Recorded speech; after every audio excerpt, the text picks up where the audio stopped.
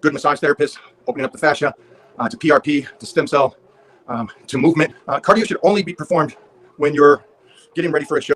Don't work out, cardio, diet all year long.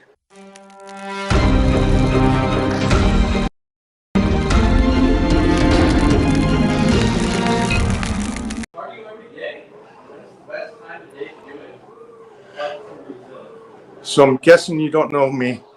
Cardio should only be performed when you're getting ready for a show, a competition, or whatever that goal may be. So that's when you use the cardio. Remember that, okay? For anybody that's on here that does cardio all year, you got to do some kind of research for yourself. Because I think just going off of what somebody says is the worst thing. You just kind of listening to somebody going, I'm taking their advice. They said this, they said that.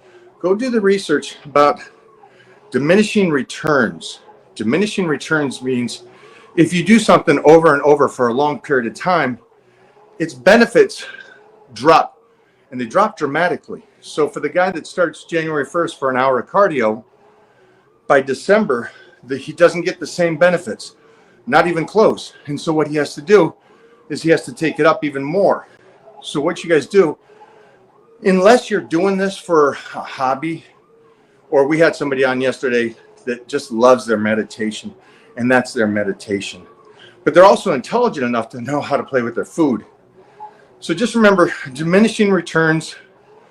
My recommendation for anybody is if you're that unhealthy that you have to do cardio every day, man, you got to change your lifestyle. You got to change your lifestyle. That's painful to hear. Think about this. Think about all the people. You know, they always talk about like the Midwest people, these 300, 400 pound people, which I hate that they say Midwest, but it's everywhere, I think. Anyways, you got these new TV shows of these people that are so overweight, never do cardio, and they still live to 70 and 80 years old. So for you intelligent people, you should kind of comprehend that the body is an amazing thing. Now, again, everybody's different. We just had a couple people out here in Hollywood, 23 years old, 29 years old, both passed away. So again, life is delicate and things can happen, but it is an amazing, amazing, powerful thing, your body. And if you treat it well and just give it a little bit, you're pretty darn healthy. Just think about all the people that don't exercise. All they do is sit on the couches and eat pizza every day, and they still live these long lives. But on the other hand, you get people out there saying, you got to do this, you got to go out, you got to run 3 miles a day to stay healthy. Your heart's the most powerful thing in the world. What you do need to do is get your blood work done, get the weight training in, and then in 3 months, get your blood work done again, see what's going on, see what's happening to the body. It's a beautiful thing. But don't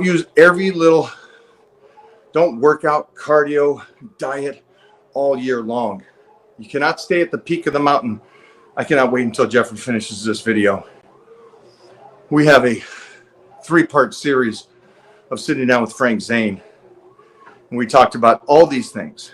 And you'll be so surprised on, I think you common sense people realize his answers, but it's great to see things confirmed and beliefs. He's 80, looks incredible, superhero. But again, a 3-part series with me and Frank Zane and Clark Bartram. Next question, what do you got?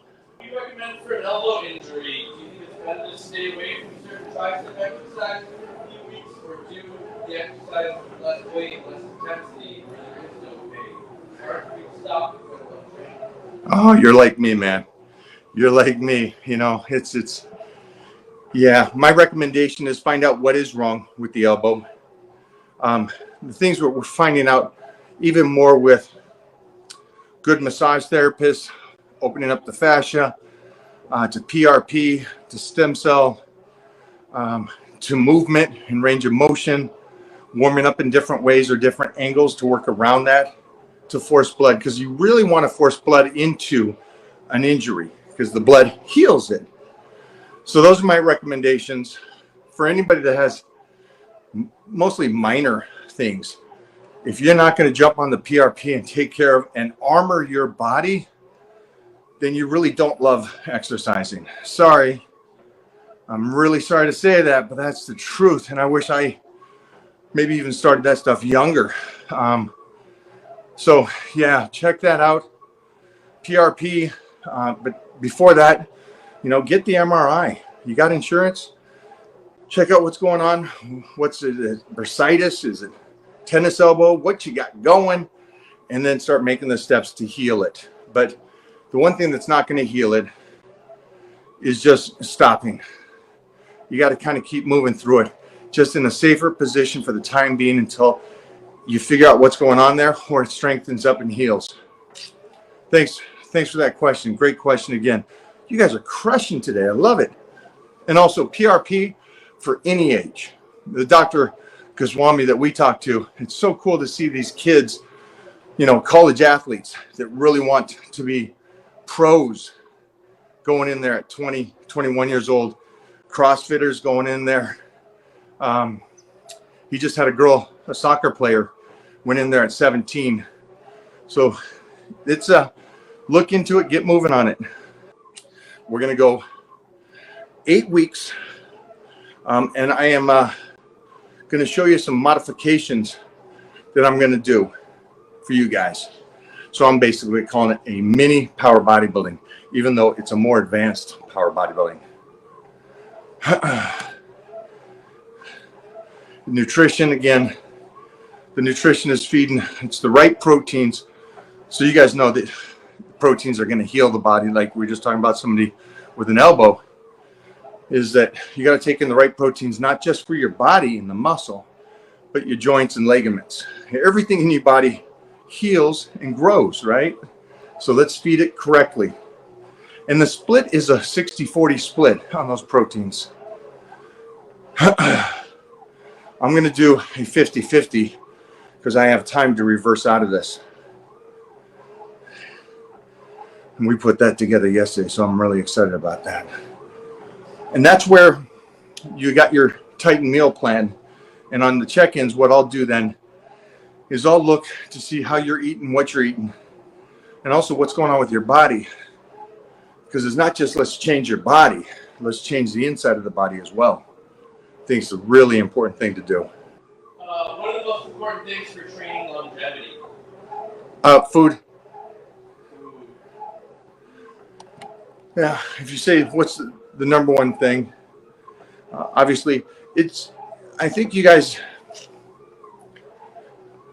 because here's another aspect that we just talked about, and you might be new to the feed right now, but as much as you hear weightlifting is longevity, weightlifting can actually shorten it if done incorrectly.